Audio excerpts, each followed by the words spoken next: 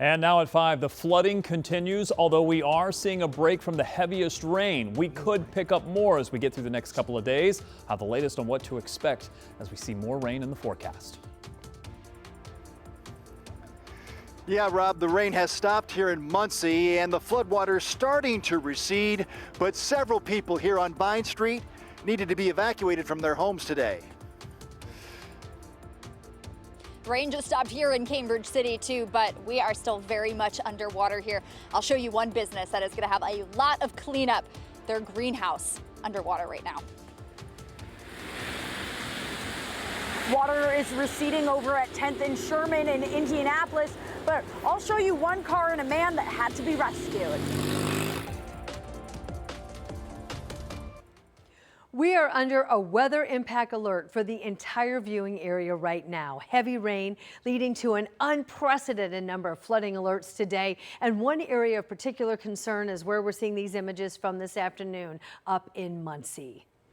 We've seen multiple water rescues in Delaware County. You're looking at some of them right now. This is northeast of Indianapolis, where the rain continues to fall and the water continues to rise. It is something the governor is now monitoring and says there is a possibility he'll declare a statewide emergency after 2 days of excessive rain. All this rain, the ground is saturated and it's impacting travel and it's leading to some road damage too. So we want to show you this image. This is a road area that was collapsed during the heavy rain. It's one of the reasons that where this road is located in Henry County now is under a travel warning. It means only emergency workers should be out on the roads tonight.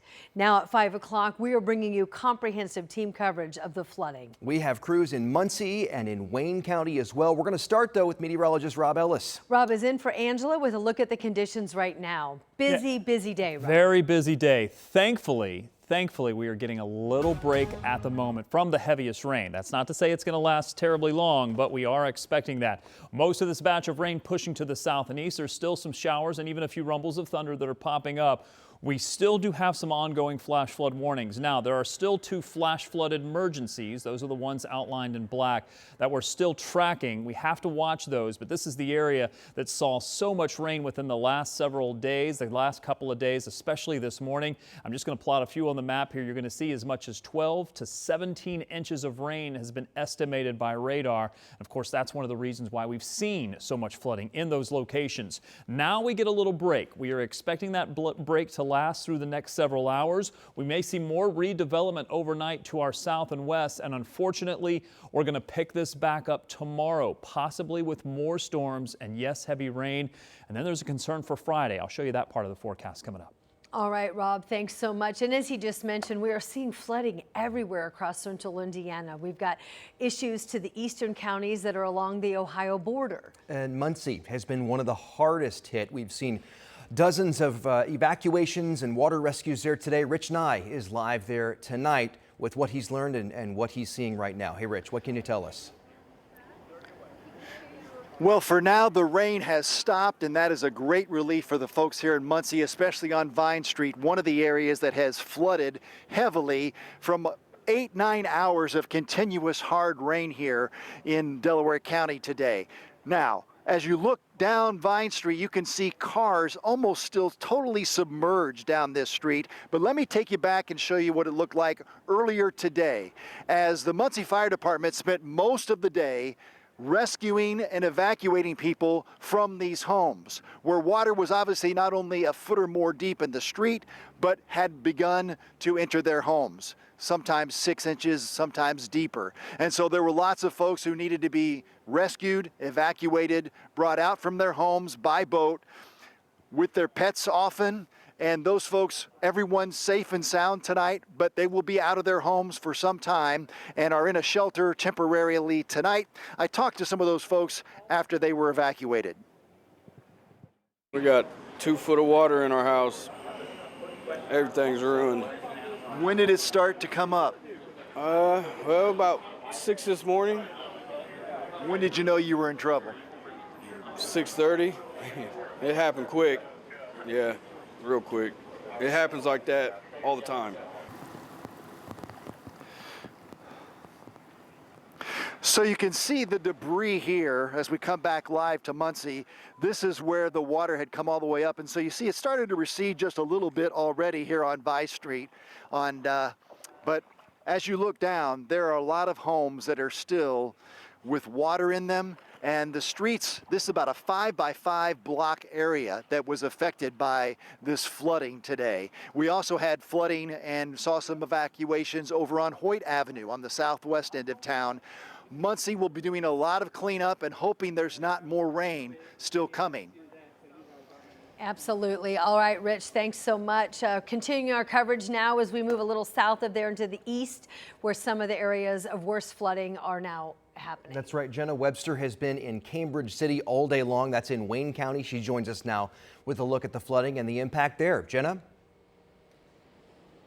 Yeah, you know, Rich mentioned now that the rain has stopped in Muncie. It stopped here too in Cambridge City. A lot of people are kind of wanting to get back to their homes. They're wondering if the floodwaters have started to recede.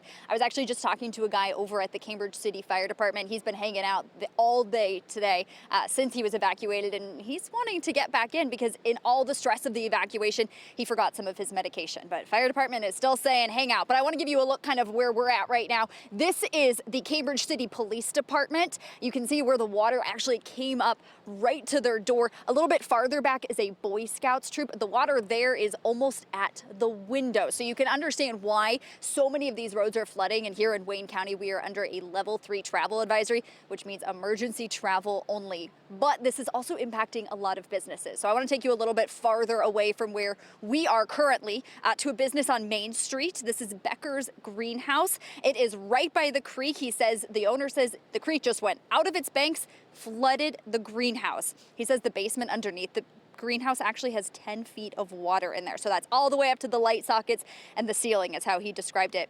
He actually said they had 1,000 geranium stock plants that were new in the greenhouse that got washed right out the back door. You can look out here along the fence. It's a mess.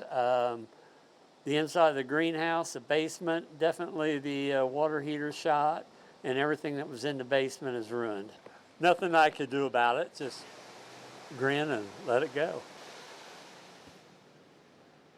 Well, that is the attitude to have. The owner, Bruce, says he doesn't really even want to think about what the cleanup is going to cost. He actually, unfortunately, 2 years ago, he had a claim for hail damage on the greenhouse and lost his insurance coverage on the greenhouse in particular. Luckily, he still has it on the building, but it's probably going to be a pretty expensive cleanup for him. He actually is hoping that he's going to be open tomorrow. Very optimistic. Some of the flood water over on Main Street on Route 40 has actually started to subside a little bit, but here we are still very deep over here. That is actually the market over there. They're totally underwater. And just to give you some perspective on what is happening in Cambridge City today, they had to turn the power off to the town this morning because the substation is totally underwater. The fire chief tells me not sure when power is going to go back on. All depends on how quickly the water goes out, but very glad that the rain has stopped here. Hopefully get a little bit of relief, let the water go back into its banks, guys.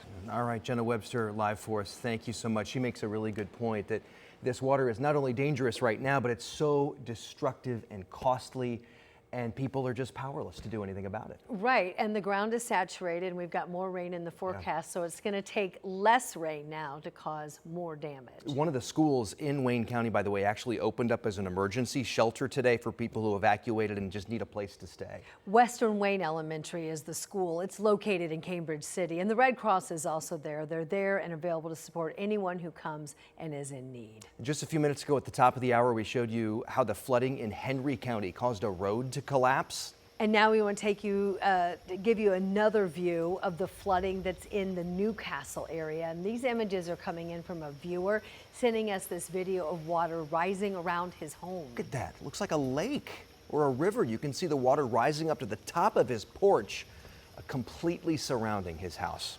And Henry County is one of a couple of counties that now are considered officially under a designated travel warning right now. So Wayne County is the other one that you can see highlighted on this map in red. Real quickly, red is warning, orange is watch, and yellow is advisory. And so they have different designations to them, meaning that a warning means only emergency workers should be out on the road. Yeah, and there are a few counties under travel watches, which you see in orange there. That means only essential travel is recommended in those areas. The others you see in yellow are under travel advisories. So overall, travel in Marion County isn't really impacted by the flooding. But there are still those key spots where when it rains, we see flooding. And that's where we have Ella Rhodes joining us live tonight at an area that she has been following that is known for having high water issues. Ella. Anne Marie and Dustin, 10th and Sherman is notorious for flooding, and another car just got stuck here under the underpass. You can see this red Dodge sedan. Literally, their car has stalled out in that water. I mean, the water has receded quite a bit, but it's still able to suck in those cars. I want you to take, though, a look at this video on your screen from earlier today when the water was much, much higher. This truck got stuck on the other side of this bridge in the underpass, and he was standing on top of his car trying to get help. IFD made their way out here to help this driver, but for a while he really couldn't go anywhere, you know, because this water is strong and it was moving, and there was such a current to it as well. I mean, there still slightly is out here. So this is about, you know, one of the 4th or 5th cars we've seen get stuck, but there was a water rescue for that truck that was stuck here earlier at 10th and Sherman. A tow truck also came and towed that car away. They did make it out. But just to show you again, if you come back live to where we are, you can see this red car stuck here. Like we said, that's the 4th or 5th car we've seen here today at 10th and Sherman just get stuck. Notorious for flooding here. I will say I did a story a few weeks ago on this intersection talking with residents about their concerns, and I spoke with Citizens Energy Group. Now, they own the water drainage system that's underneath the road here, and they say the infrastructure is from 100 years ago when it was initially installed, and that's why the water cannot be held into that infrastructure just because it's not built for that amount of water. So as you can see, the sun is coming out, it's not raining, but we are still dealing with those impacts of the flooding. Anna, Dustin? Yeah, Ella, we're wishing that the city would just come out and put some barricades there so people wouldn't be tempted to go through and save themselves a lot of cost and hassle for sure.